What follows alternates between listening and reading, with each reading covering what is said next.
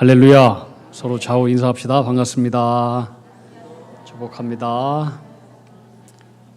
오늘 우장로님 기도한 것처럼 우리 엘리베이터 공사가 이제는 안전하게 잘 끝났어요. 그래 내일 검사를 받고 오후부터 아마 사용할 수 있을 것 같습니다. 위에서 수고하고 애써주신 우리 모든 성도님들 감사를 드리고 또 이 일을 위해서 또 헌금을 해주신 우리 성도님들께도 감사를 드립니다. 우리 교육부에서도 엘리베이터 헌금을 위해서 작은 정성을 모아서 열심히 노력한다는 얘기도 들었습니다. 감사합니다.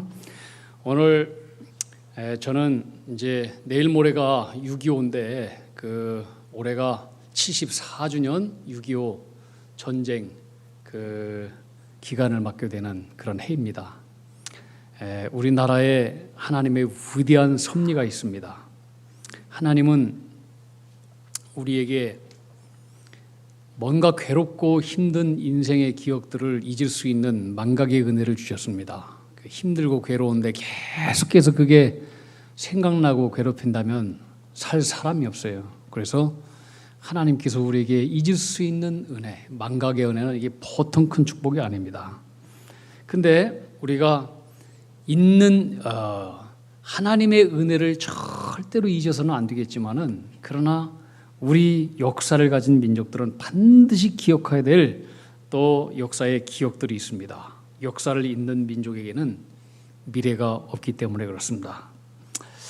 우리가 1950년도 6월 25일 날 이제 북한이 남한을 침략을 했습니다. 불과 3일도 안 돼서 서울이 침략을 당했습니다. 서도 수월이 뺏기고 그 다음에 계속해서 북한은 그 남침을 거듭해서 금방 대전도 뺏기게 되고 이제 불과 2달도 안 돼 가지고 우리나라의 국토의 90%가 저 북괴 괴뢰 집단한테 뺏기게 되었습니다. 저 경상도에 있는 경주 또 무슨 마산, 부산 이쪽 10%만 남게 되었습니다. 이때 북한의 공산에 의해서 우리나라가 완전히 그냥 풍전등화의 위기 앞에서 최선을 다해서 목숨 걸고 싸웠던 6.25 전쟁의 가장 치열했던 전투가 낙동강 방어 전투입니다. 참전하신 분? 아무도 없네. 아마 없을 겁니다. 그때 많은 우리 한국군이 죽었습니다. 유엔군들도 많이 죽었습니다. 그때 목숨을 걸고 지켰기 때문에 드디어 이제 미군 메가더 장군이 부산에 병력을 싣고 들어올 수 있었고 그 방어선을 지켜줬기 때문에 인천 상륙작전이 벌어지고 성공적으로 우리나라가 정말 죽음의 위기 가운데 우리나라 전체가 공산화되는 그런 절체절명의 위기 속에서 하나님은 우리나라를 구원해 주신 것입니다. 메가더 장군이 인천 상륙작전을 일으켰는데 상륙작전이라고 하는 것이요 이게서 성공 확률이 5,000분의 1이래요. 역사적으로 상륙작전에서 성공한 율이 거의 없다는 거예요. 거의 딱 역사적으로 한 번인가 두 번인가 있다는 거예요. 근데 이것을 과감하게 기도하고 믿음으로 메가더 장군 정말 위대한 믿음의 사람이에요. 기도하는 사람이에요. 이분은 전쟁 중에서 항상 기도했대요. 시간만 나면 말씀을 보았던 그런 말씀의 사람이었어요. 이런 위대한 천사를 하나님께서 보내주셔서 우리나라가 위기 가운데 이렇게 건재하게 되고 대한민국 자유 대한민국이 된 것입니다. 왜 하나님이 이렇게 위기선상에 있는 남한의 백성을 죽음의 문턱에서 구원시켜 주셨는가? 왜 남한이 공산화가 되지 않고 하나님을 섬기고 자유로운 국가가 되었는가? 오늘 우리는 이 대한민국 국민이고 또 하나님의 백성으로서 이 민족을 향하신 하나님의 역사의 섭리를 깊이 생각해 보려고 하는 것입니다. 미국의 수도 워싱턴에 가면은 거기에 한국 전쟁 기념공원이 있습니다. 다녀오신 분 계실지 모르겠는데 한 해에 수백만 명의 미국인들이 방문하는 곳입니다. 거기에는 판초 오일을 입고 미군, 육군, 해군, 공군 이 군인들이 총을 들고 앞을 향해서 전진해 나가는 그런 유명한 동상입니다. 한번 동상 한번 보여주세요. 그 동상에는 아주 감동적인 이런 문구가 써 있습니다. 알지도 못하고 만난 적도 없는 나라와 국민을 지키기 위하여 부름에 응한 조국의 아들과 딸들에게 우리 미국 조국은 그들에게 경의를 표한다. 1950년에서 1953년도. 그리고 거기에는 불멸의 메시지가 써 있습니다. 한번 보여주시죠. 거기에 영어로 뭐라고 써 있느냐? Freedom is not free. 자유는 결코 공짜가 없다. 여러분, 자유는 결코 공짜가 아닙니다. 우리가 누리고 있는 이 자유 그냥 얻어진 게 아닙니다. 하버드 대학교 예배당에 가면은 그 벽에 이런 글귀가 써 있는 것을 보았습니다. 생면부지의 나라, 그 땅의 자유를 위하여 이 땅의 젊은이들이 자랑스럽게 생명을 바쳤노라. 미국의 젊은이들이 대한민국이 어딘지도 몰라요. 이 땅의 자유를 위해서 목숨 걸고 생명부지의 땅에 와서 목숨을 희생하고 버린 거예요. 정말 가슴 뭉클한 얘기예요. 가슴 뭉클한 얘기. 오늘 우리가 이렇게 너무나 당연하게 누리고 있는 자유, 대한민국, 절대로 거저 주어진 것이 아닙니다. 기억해야 됩니다. 6.25 전쟁 기간 동안에 이 땅의 자유를 위해서 얼마나 많은 사람들이 희생을 당했는지 모릅니다. 미국의 군인들이 우리나라에 몇 명이 파병되었느냐? 전쟁 기간 동안에 178만 9천 명이 참전했습니다. 178만 9천 명. 전사자가 3만 6,940명입니다. 미군들이. 부상자가 9만 2,134명입니다. 실종자가 3,737명. 포로자 4,439명. 미군을 포함한 유엔 연합국 약 30만 9,762명이 우리 전쟁에 와서 목숨을 잃거나 부상을 당하고 실종당하고 포로가 되었습니다. 그런 희생 속에서 우리나라가 이렇게 자유 대한민국이 된 것입니다.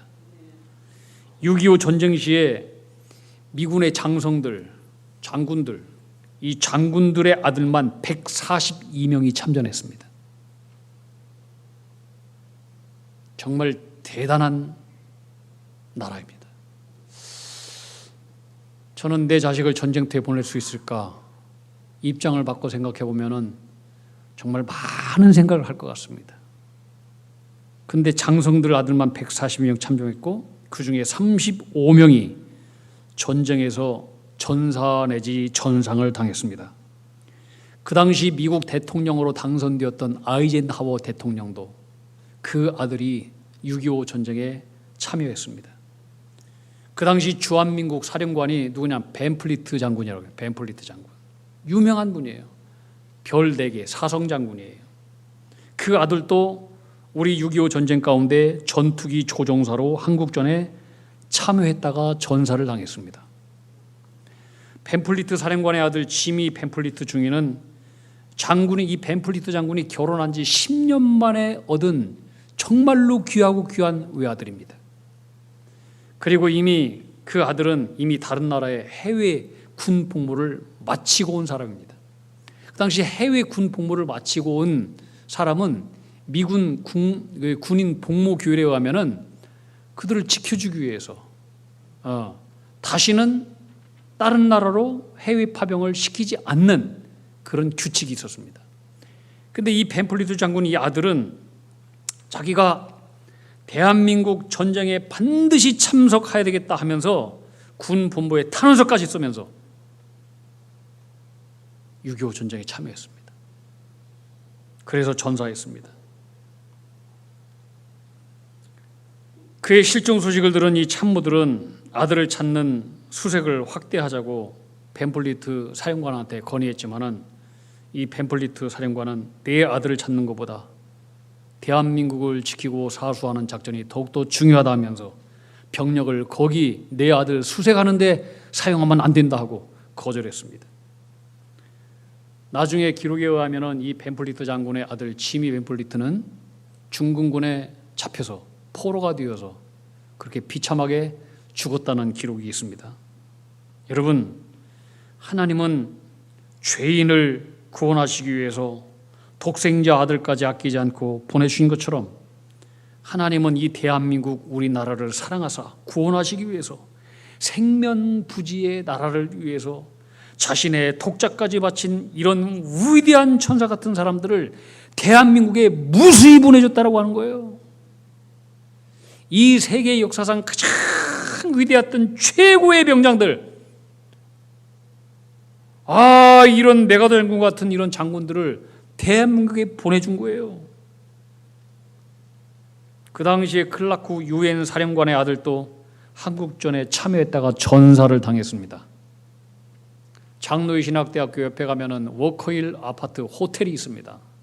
근데 워커힐, 거기에 보면은 워커힐 장군의 동상도 있고 기념비도 있는데 이 워커힐 장군과 그 아들도 한국에 와서 전쟁 중에 사고로 전사를 당했습니다.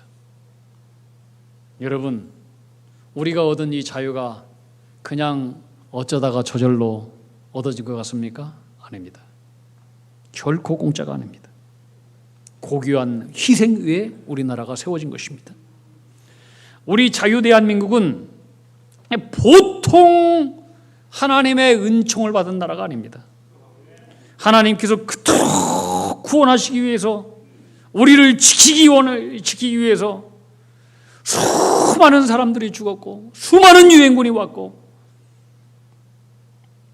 하나님이 그토록 구원하시기 원했던 우리나라라고 하는 것이 역사가 증명해주고 있는 것입니다. 보통 큰 섭리가 아닙니다. 우리나라에는 하나님의 위대한 섭리가 있습니다. 저는 그 섭리를 오늘 깊이 생각해 보려고 하는 것입니다. 그러면 한국전쟁은 왜 일어났을까? 첫 번째는 한마디로 얘기하면 힘이 없어서 전쟁이 일어난 것입니다. 힘이 없어서. 왜 우리가 36년 동안 일본에게 억압을 당하고 수치를 당하고 굴욕을 당했습니까? 힘이 없어서 그런 것입니다. 힘이 없어서. 국가의 관계라고 하는 것은 다 이해관계 속에서 맺어진 그런 집단입니다. 그래서 이해관계 때문에 여기는 도덕도 없고 윤리도 없고 이해관계 틀어지면은 오늘의 우군이 내일에 완전히 적이 되고 오늘의 적이 또 내일 또 아주 그 우대의 나라가 될 수 있는 거예요. 지금 이제 한참 중동 땅에 이스라엘이 지금 하마스와 전쟁을 벌이고 있는데 그 중동 수많은 나라 가운데서요 모든 나라가 이스라엘의 적이었지만은 그런데 1979년도까지 그 전까지 이란은 이스라엘의 우호 관계 나라였어요. 그런데 1979년도에 이슬람 주의가 이게 발생하면서 1979년부터 이스라엘과 이란과의 완전히 중동 땅에서 원수 중에 원수 나라가 됐어요. 이게 국가 나라라고 하는 것은 영원한 우방국도 없고 또 영원한 적도 없는데 이익 집단이에요. 그래서 서로 이해관계 속에서 어제 적이 동지가 되고 어제 동지가 또 적으로 변할 수도 있습니다. 중국도 우리나라와 적대 관계였잖아요. 그런데 서로의 이익을 위해서 또 수교를 했잖아요. 러시아도 마찬가지죠. 러시아도. 그런데 2022년도 우리가 잘 알듯이 코로나 시대 때에 우리나라의 고고도 미사일 방어 체계인 사드 배치를 놓고 중국이 반발을 했어요. 그래서 우리나라에 경제 보복을 했어요. 보복을. 많은 기업들이 손해를 당했어요. 그리고 21조 원이 넘는 관광 수입이 줄어들게 됐어요. 딱 끊겼잖아요. 중국 사람들이. 그리고 러시아도 우리나라하고 지금 사이가 안 좋아요. 우리나라 정부가 이제 전쟁 중에 있는 우크라이나에게 정부에 뭐 이렇게 지원을 해줬단 말이에요. 인도적인. 그걸 가지고 러시아가 불만을 품는 거예요. 그 러시아에 나가 있었던 뭐 현대자동차를 비롯해서 많은 기업들이 지금도 불이익을 당하고 피해를 당하고 있어요. 지난주 아시죠? 푸틴과 김정일이 서로 만나서 러시아와 북한이 서로 자기 나라들이 외부에서 침략을 당하면 서로 군사무기 등을 상호 지원한다는 포괄적인 전략 동반자 협정을 맺었어요. 그래서 이것이 뭐 국제사회 속에서 아주 이슈가 되고 있고 우리나라와 완전히 사이가 아주 벌어지고 있어요. 여러분, 국제관계라고 하는 게 그래요. 언제든지 돌발 변수가 나올 수 있어요. 영원한 것이 없어요. 영원한 것은 하나님 말씀밖에 없어요. 하나님 외에는 없어요. 결국 미국처럼 힘이 있으면 주변 나라에서 뭐 우리나라가 무슨 짓을 해도 다 염려가 없고 뭐 웃고 뭐 콧방귀 뀌고 그러겠지만은 언제 우리는 힘을 길러서 중국을 이기고 언제 우리는 힘을 길러서 러시아를 이기고 언제 우리는 힘을 길러서 저 뭐 일본과 미국을 능가할 수 있겠습니까? 그런데 힘을 길러서 힘으로만 강대국의 영향력에서 벗어나려고 하면은 우리나라는 영원히 절망적이에요. 불가능해요.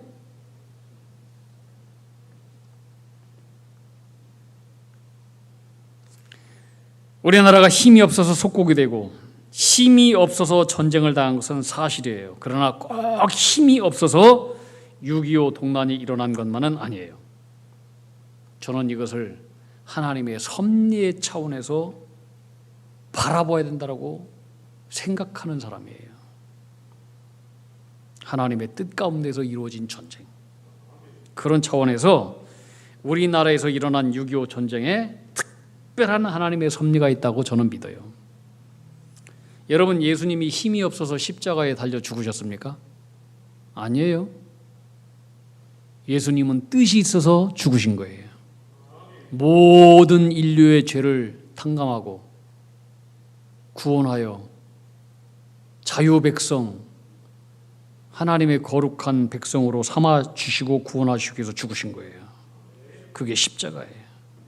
십자가는 힘이 없어 죽은 게 아니에요. 상징이에요. 한국 전쟁은 겉으로 보면은 힘이 없어서 일어난 것 같아요. 6.25 전쟁은 세계의 민주주의와 세계의 힘 있는 공산주의 나라들과 또 세계의 자본주의와 세계의 사회주의가 서로 이 땅에서 헤게모니를 가지고 싸운 이상한 전쟁인데 이것이 우리나라에서 한반도에서 일어난 거예요. 다시 말해서 한국의 6.25 전쟁은 20세기 후반기에 하나님은 세계 인류의 죄값을 한반도에 담당시키시고 착한 우리 민족이 그 책임을 지고 이 땅의 백성과 함께 하나님께 바쳐진 전쟁이라고 저는 생각이 되어져요. 어쩌면 6.25 한국전쟁은 예수님의 대속의 십자가와 같은 그런 의미가 있는 전쟁이었다고 저는 생각해요. 우리 인간의 삶을 보면은 죄 때문에 고통당하고 고생하는 사람 많잖아요. 죄 때문에 형무소에 갇히고 죄 때문에 고생하고 죄 때문에 망가지는 사람 많이 있지만 그러나 반대로 죄 없이도 고통당하고 고생하는 사람들 많아요. 성경에도 보면 요셉 보세요. 애매히 고난받잖아요. 형들에게 미움당하고 성실하게 충성을 다했는데 억울하게 감옥에 갇히고 다윗도 보세요. 잘못도 없는데 골리앗을 죽인 결과로 사울의 시기와 질투를 받아서 10년 동안 광야에서 쫓기는 억울한 고통을 당했잖아요. 그런데 그 고생, 그 십자가는 그냥 고생해서 끝나지 않아요. 고생을 통해서 단단해졌어요. 그들이 하나님을 바라보게 되었어요. 그리고 하나님을 의지하는 사람에 대해서 세계에 빛나는 이름이 되잖아요. 그 고난을 통해서 자기 민족을 살리고 그 고난을 통해서 이스라엘 나라를 바로 세우게 되잖아요. 우리나라도 죄 없이 세계 나라의 2대 올리브기 전쟁 속에서 우리 천만의 동포들, 수천만 동포들이 이산 가족을 겪고 전쟁에서 포로가 되고 피 흘려 죽었지만 여러분 보세요. 이 6.25 전쟁이 끝난 이후에 우리나라는 세계에서 이해할 수도 없고 세계에서도 설명할 수 없는 하나님의 놀라운 기적과 놀라운 축복과 놀라운 부흥이 일어난 땅이 우리 대한민국이에요. 제2의 예루살렘으로 일컫던 평양, 공산당에 의해서 손에 넘어가자 평양에서 또 이북에서 예수 잘 믿는 사람들이 남한 땅으로 내려왔어요. 남한 땅에 와서 남한의 교회를 세우고 또 그들이 남한이 잘 되기를 목숨 걸고 기도하고 북한의 김일성 공산주의가 무너지기를 기도하고 열심히 기도했어요. 남한의 백성들은 6.25 사변이 끝나고 나서 뜨겁게 회개하고 뜨겁게 하나님을 섬겼어요. 그로 말미암아 한국교회는 세계 2000년 선교 역사 사상 유례가 없는 기적이 일어났어요. 유례가 없는. 6.25 전쟁이 끝나고 나서 60만이었던 기독교인이 40년이 지난 이후에 1000만이 넘었어요. 엄청난 교회 부흥의 기적이 일어났어요. 여러분 생각해 보세요. 뒤져보세요. 조사해 보세요. 제3세계에서 어떤 민족이 대한민국처럼 하나님을 잘 섬기는 나라가 있는가? 세계의 선교를 불같이 하는 나라가 또 어디 있는가? 제3세계의 나라 중에서 대한민국처럼 경제 부흥이 일어난 나라가 어디 있는가? 제3세계에서 대한민국처럼 민주주의가 발전한 나라가 어디 있는가? 한번 조사해 보세요. 없어요. 대한민국은 세계 열방의 이 틈바구니 속에서 일제의 속국을 겪고 나라가 두동강이 나고 민족이 찢어지는 6.25의 정말로 무섭고 어려운 참화 전쟁을 겪으면서도 지구 역사상 가장 위대한 교회 부흥과 경제 부흥을 일으킨 민족이에요. 세계 유례 어디도 찾아볼 수 없어요. 이것은 하나님께서 우리 민족에게 주신 특별한 섭리예요. 그건 뭐냐? 너희 민족은, 너희 대한민국은 하나님을 잘 섬겨서 지구상에서 가장 아름다운 나라, 하나님의 나라에 근접한 나라를 만들어서 이를 세계 만방에 보여주라. 그런 사명이 있는 거예요. 세계에서 가장 자유가 넘실거리고 하나님 말씀을 순종하고 세계에서 가장 경건하고 세계에서 가장 하나님을 잘 믿고 세계에서 가장 예수를 사랑하고 세계에서 가장 많이 선교를 하는, 그리고 대한민국에서 세계 역사를 구원하고 세계를 빛내고 세계를 살릴 만한 사상을 잉태해서 세상을 구원하라고 하는 하나님의 뜻과 섭리가 있는 거예요. 그렇지 않으면 뭐하러 전쟁 가운데 이 대한민국을 그냥 망하게 놔둬버리지. 수많은 사람이 희생당하고 이렇게 경제적으로 또 교회를 이렇게 부흥시켰습니까? 다 섭리가 있는 거죠.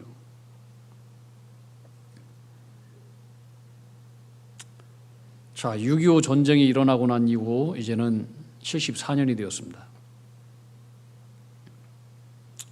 근데 우리나라가 이 땅에서 6.25 전쟁을 통해서 주신 하나님의 섭리를 우리 그리스도인들뿐만 아니라 우리 대한민국 국민들이 잊어버리고 있는 것 같아서 참으로 안타깝습니다. 정치는 후진 정치이고 아마 이토록 후진 정치가 있는지 또 모르겠어요. 교회는, 한국 교회는 어디 가나 갈등 없는 교회가 없어요. 맨날 싸우고 맨날 분열하고 맨날 갈등하고.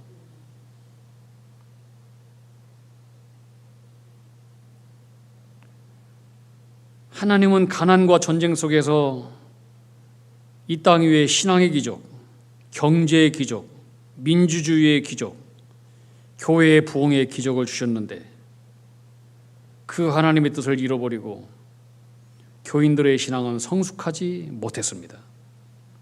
성장은 했습니다. 살은 쪘습니다. 양은 숫자적으로 많아졌습니다. 근데 여러분, 우리가 살쪘다고 해서 건강한 거 아니잖아요.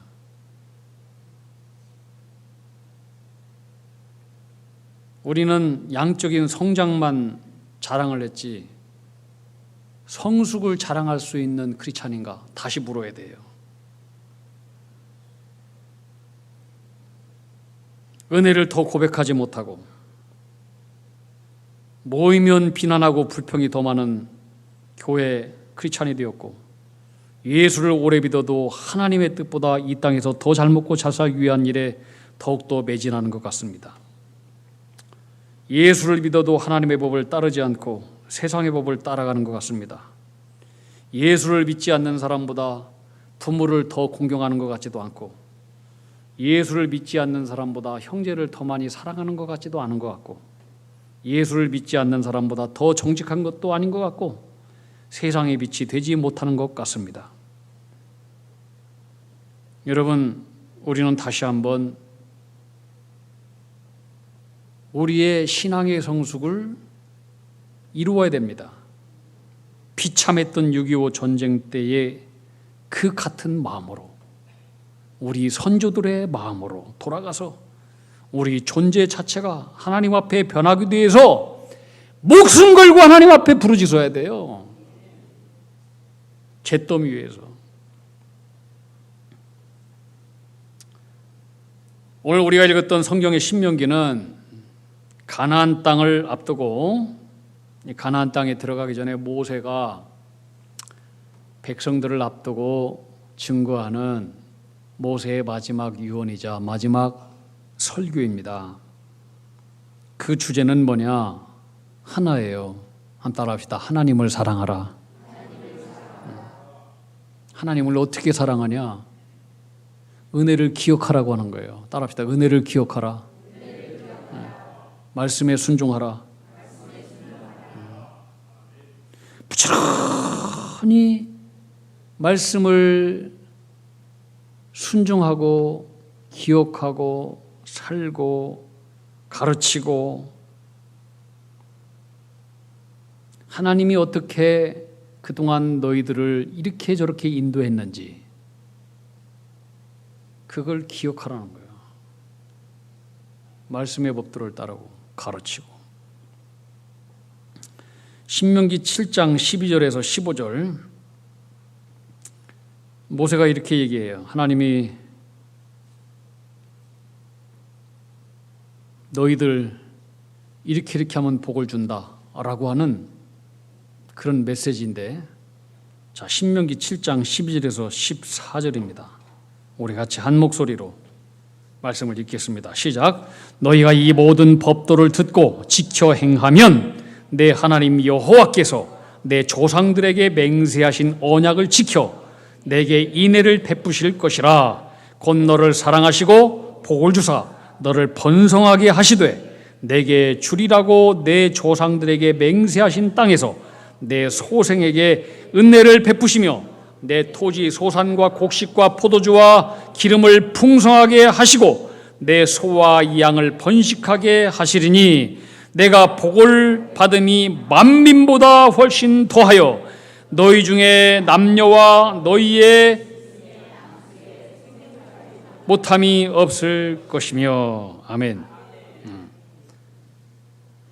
하나님의 말씀을 읽고 또 말씀대로 산 사람치고 나라치고 민족치고 복받지 않은 나라 하나도 없고 복받지 않는 사람 한 사람도 없습니다.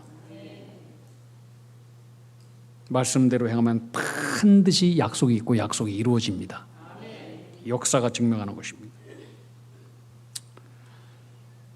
모세는 이제 백성들을 모아놓고 마지막 수문을 몰아시면서 이제 결론의 말씀을 내리는 것이 신명기 32장, 33장에 있는 말씀인데, 자, 신명기 32장 7절 말씀 우리 다 같이 한번 읽겠습니다. 시작. 옛날을 기억하라. 역대의 연대를 생각하라. 내 어른들에게 물으라. 그들이 내게 말하리로다. 아멘. 옛날을 기억하라. 하나님께서 너희를 내고에서 어떻게 구원했는지 기억하라. 역대의 연대를 생각하라. 역사를 기억하라. 역사를. 광야 40년 동안 하나님께 너희를 어떻게 인도하셨는지 그 역사, 하나님께서 행하신 일, 너희들이 그 속에서 어느 때 복을 받고 어느 때 매를 받고 징계를 받았는지 반드시 기억하라. 세 번째, 네 아버지에게 물으라. 그가 너에게 설명할 것이다. 어른들에게 물으라. 그들이 내게 말하리로다. 여기서 중요한 세 가지 동사가 있어요. 첫째는 기억하라. 영어로 remember. 두 번째, 생각하라. consider. 깊이 묵상하면서 생각하라. 하나님께서 너희를 어떻게 인도했고 어떻게 함께했는지 생각하라. 생각해야 돼요. 넋놓고 살면 안 돼요. 그리고 물어라. ask. 항상 너희 조상들에게 하나님께서 어떻게 우리에게 행하셨는지 묻고, 또 잊을만 하면 또 묻고, 또 부모들은 가르치고 계속 그래라. 그것이 너희가 살 길이다 말씀하는 거예요. 여러분, 우리 민족이 여기까지 어떻게 왔다고 생각합니까? 그냥 어쩌다가 우연히 여기까지 왔다고 생각합니까? 아니면 우리의 힘으로, 우리가 지혜로 여기까지 잘 살아온 것 같습니까? 아닙니다. 우리가 누리는 축복은 거저 얻는 축복이 아닙니다. 우리가 알지 못하는 놀라운 하나님의 섭리가 있습니다. 하나님의 은혜와 섭리에는 반드시 사명이 있는 것입니다. 사명이 없는 은혜는 없습니다. 누구보다도 더 많은 은혜를 받았다. 그럼 다 사명으로 통해야 됩니다. 이 사실을 알고 살든지 죽든지 오직 은혜를 기억하고 말씀 붙들고 우리 민족에게 주어진 사명, 우리 크리스찬들에게 교회에게 주어진 이 사명, 그 사명을 향해서 열심히 6.25 전쟁 때 잿더미 가운데 우리 민족이 하나님 부르짖고 살기 위해서 애타게 하나님만 붙잡았던 그 순수한 믿음으로 우리 다시 돌아가야 됩니다. 그때 하나님께서 우리에게 새 은혜와 새 복으로 모든 인류를 새롭게 하는 위대한 성서 대한민국, 자유 대한민국, 세계 역사 가운데 위대한 선교 강국 대한민국으로 우리를 다시 세워줄 줄로 믿습니다. 기도하겠습니다. 하나님 아버지, 우리 민족을 사랑해 주시니 감사합니다. 하나님의 역사를 기억하고 깊이 생각하고 잊지 않기 위해서 묻고 또 묻는 그런 거룩한 하나님의 백성들, 성경의 백성들 되게 해 주시옵소서. 우리 후손들이 내 믿음보다 나보다 더욱더 뜨겁게 예수님을 사랑하는 후손들이 되게 해 주시옵소서. 우리 민족이 하나님의 은혜를 기억하고 말씀의 길을 더 뜨겁게 걸어가는 이 민족이 되게 해 주시옵소서. 하늘의 사명을 깨달아서 세계 민족위에 교회의 부흥의 모델, 경제의 부흥의 모델, 민주주의의 모델, 세계를 살리는 모델 민족이 우리 민족이 되게 해 주시옵소서. 세계 열방의 강대국들도 한국의 정신과 한국의 신앙을 배워서 이 민족을 통해서 세계 위에 복음이 심어지는 마중물 역할 잘 감당할 수 있는 섭리의 나라 되게 해 주시옵소서. 예수님 이름 받들어 기도하옵나이다. 아멘.